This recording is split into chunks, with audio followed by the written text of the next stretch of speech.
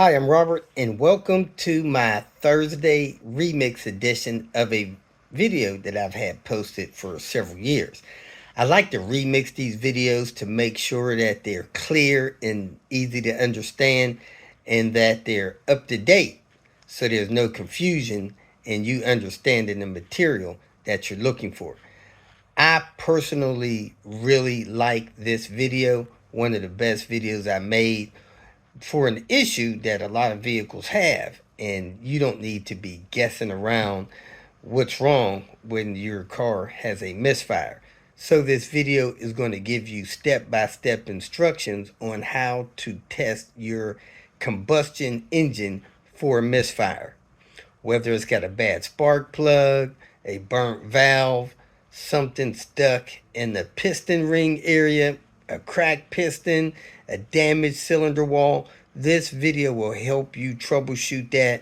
And I don't think there's another video on the internet that will explain this better than this one. So if you have an issue like this and you need to contact me directly, you can look at the clip at the end of the video. It'll give you my contact information, and I'm here to help you as best I can. So hope you enjoyed the video. Thanks for watching. Have a great day. Now, for a car motor to run and run smoothly, it has to have all of its cylinders working properly, and it needs 5 basic things for a car to run properly. Number 1, it needs fuel. Number 2, it needs air. Number 3, it needs spark. Number 4, it needs compression. And number 5, it needs timing. If your car is missing any one of those 5 ingredients for any of the cylinders, it'll misfire and won't run smooth. Most of the time, if you got a misfire code or a car misfiring, you can tell because the motor's shaking. I don't know if you can see this one here, but the motor is rocking, and that's because one of the cylinders is not firing. Now, the car that I'm doing this check on has been sitting for a little while, and it has a few issues, probably because they mounted up and it's been sitting. And as you can see, the motor's running, the car is shaking at idle, and it has several lights, one of which is a check engine light. When I scan and check the codes, it says P302, which is a misfire on cylinder number 2. Now, these are the tools you need to properly diagnose a misfire. You need a tools to pull the spark plugs, which is your 5/8 inch spark plug socket, and your extensions to get down in the wells. Whatever tools you need to pull the cover off the spark plugs, a compression gauge, a magnet to pull the spark plugs out of the deep wells, and you need a code reader to read the code, so when you reset it and check it again and reset it and check it again.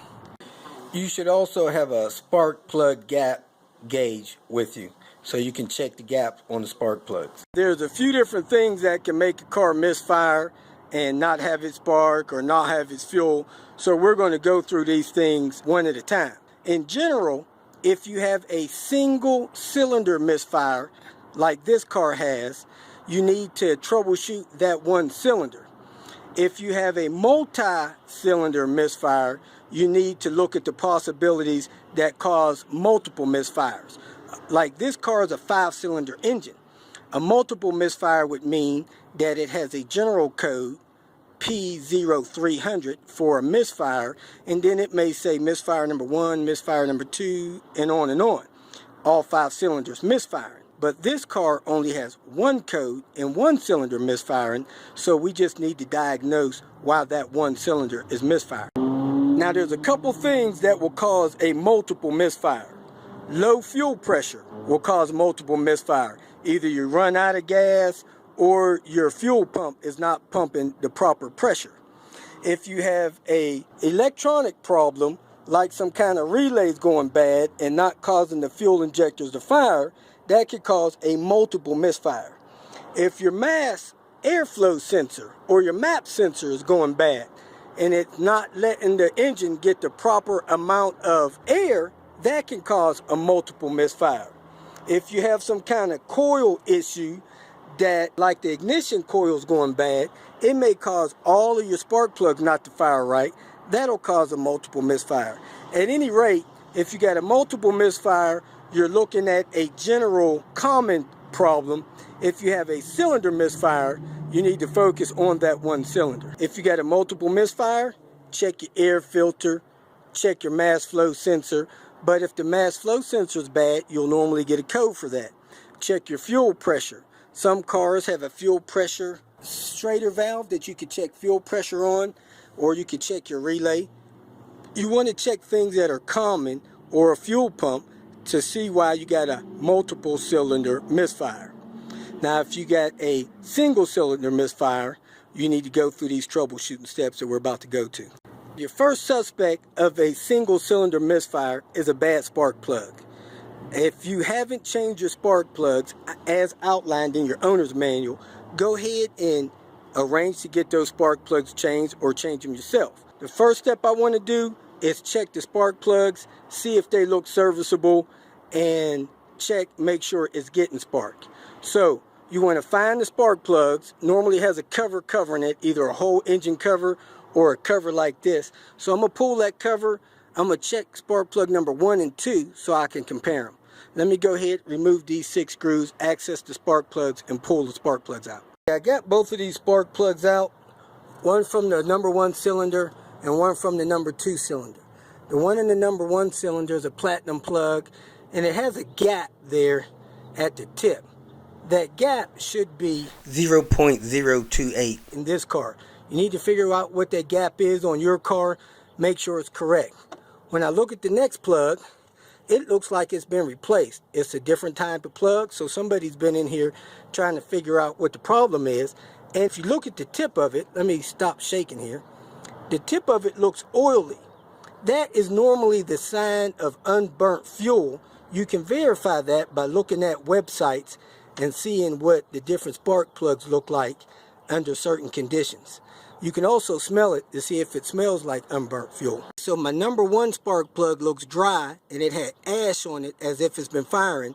The number 2 plug looks wet like it hasn't been firing, which is a bad sign. So I may not be sparking in that number 2 cylinder. If that's the case, I may have a problem with my cap and rotor, which is over there. So I could check my cap and rotor, or I may have some other problem. So I'm going to check to see if that spark plug is firing. I could swap them out, or I could just check to see if it's firing, but one does look different than the other because somebody's replaced it. So let me see if that spark plug is firing. There's a couple different ways to see if the spark plug is firing, but what I'm going to do is I'm going to disconnect the fuel injector for that cylinder so that fuel's not spraying in there, and I'm going to start the motor and come out here and look at the tip of this spark plug to see if it's throwing an arc in that plug. Now you could check the gap with the gap gauge, make sure the gap is proper. You could brush and dry the spark plug off so that it fires better, but that's how I'm going to see if this spark plug is sparking. Now you don't want to start the motor with the spark plug out and have fuel spraying in that cylinder, because fuel will spray out and you'll start a fire. I disconnected the fuel injector for that cylinder. I have the spark plug laying across the motor. I'm going to start it and see if spark jumps in that plug. Okay, I can see the spark jumping on that spark plug, so I know the spark plug is firing. If you have a coil pack that connects your spark plug, you can do the test the same way. Unbolt the coil pack from the motor, leave the spark plug in it, start the car with no fuel on that cylinder, and see if that spark is jumping. There's a video linked in the description area to show you how to check for spark, but the threads of the spark plug do need to be touching metal on the engine to see the spark. If you check for spark and you have coil packs and you have no spark, I recommend that you swap coil packs from one cylinder to another and then try and see if you get spark if you swap the coil packs. Normally, if you get a bad coil pack, you will get spark after swapping the coil packs.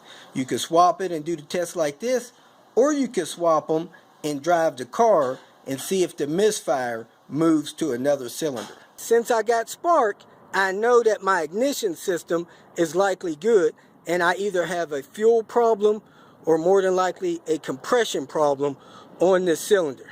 So I got a video linked here how to check for fuel. So check that link out. But since I had fuel on that spark plug and it was wet, I'm pretty sure I had fuel. So I'm going to go ahead, skip over that part. Like I said, look at the link down under the video, and I'm going to check compression. So far I'm pretty sure I have fuel. I'm pretty sure I have spark. Now I'm checking compression. If a car didn't have compression, it won't fire right and it'll misfire. Now I like to check compression on 2 cylinders so I can compare the two.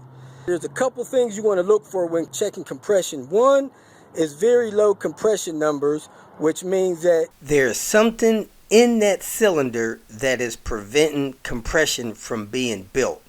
You either have a damaged valve, they call those burnt valves. You can have a cracked cylinder wall sleeve. You can have a deep scratch in your cylinder wall from some spark plug that had broken. You could have some damaged or stuck piston ring or something along those lines that's preventing compression from building in that cylinder chamber. Those are the common problems if the compression in that cylinder is less than 30 psi. And number 2, you want to look for compression that's too low for it to fire, which is normally between 60 and 120. This motor should have compression between 156 and 186. So you need to check the specifications for your car to make sure it has the right compression. So what you do is you remove the spark plugs and you screw your compression gauge down in the spark plug holes. Be careful you don't cross-thread it. Next thing you want to do is disconnect your fuel source and disconnect your ignition source so that your spark plugs are not firing and your fuel's not spraying. I normally pull the fuel relay or the fuel pump fuse, and then I disconnect one of the wires off the ignition coil, or just unplug your ignition coils if you have a car that has the ignition coil. I pulled my fuse that said fuel pump and ignition coil. I have my compression gauge screwed down in there. Now I'm going to crank the motor until I hear it crank 8 revolutions. Then I'm going to come and see what pressure's on my gauge. Right now, the pressure on my gauge is 0. If you have a weak battery, you want to use a jumper box to do this, but you want to crank it so that you hear 8 cranks.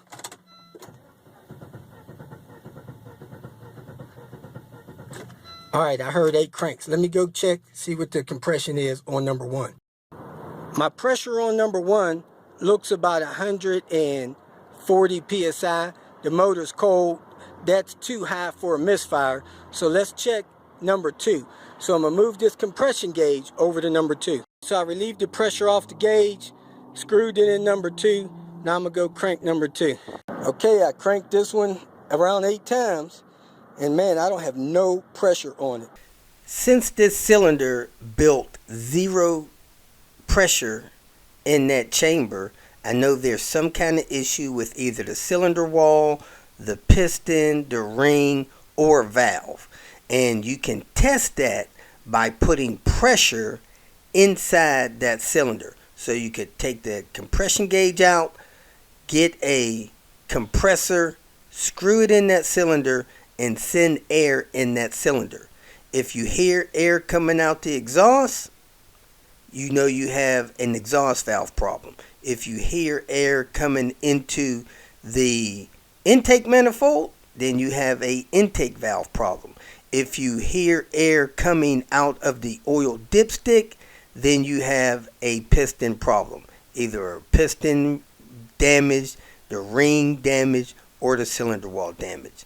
That's basically the test you can perform to see what is wrong with that cylinder before you pull that head and go in to repair it. Now another reason to have low compression is if there's a bad head gasket. Head gaskets normally don't go bad unless the vehicle's been overheated or run out of coolant. And in those cases, a lot of times you'll see compression between 30 psi and 90 psi, and you'll often see your spark plug wet with coolant. I checked fuel a little bit by seeing fuel on the spark plug. I checked spark, it was getting spark. I checked compression, compression's low. So my diagnostics for this one is that it's got a burnt valve because there's just no compression in number 2 cylinder. Now, that's bad because you basically have to do a head gasket job to get at the valve to replace it. So this motor needs to be rebuilt, basically rebuilt the motor or doing a head gasket job, which is expensive. Runs between $1,500 and $3,500 depending on where you get it done at and how much of it you want done. You can drive a car on a burnt valve, but I recommend that you disconnect the fuel injector so that you're not spraying fuel in there and unburnt fuel is not going down the exhaust and destroying the catalytic converter. So I did all the tests. If you got any questions, go ahead and post them, and me or somebody else will answer them the best we can. Hopefully your situation is a lot more simpler than a valve or a blown head gasket. If you made it this far, I trust that you found some information that was either useful or entertaining, so go ahead and hit the like button. And if you would like notification of future videos that I post, please subscribe to the channel. I appreciate your support. You can follow me on other social media apps by looking for @RobertDIY. Some form of that should bring up the other channels that I have on places like Twitter, Facebook, Instagram, and so forth. If for some reason you need some more personal help, go to my website at robertdiy.com and use the phone number that I have posted there to send me a text message, or you can email me. If you have questions or comments, please make a comment below. And if you'd like to make some kind of financial contribution to what I got going on here, go to my channel and hit the more link at the end of the introduction statement, and it'll show you different ways that you can support me financially. Again, thanks for watching. I hope you have a great day.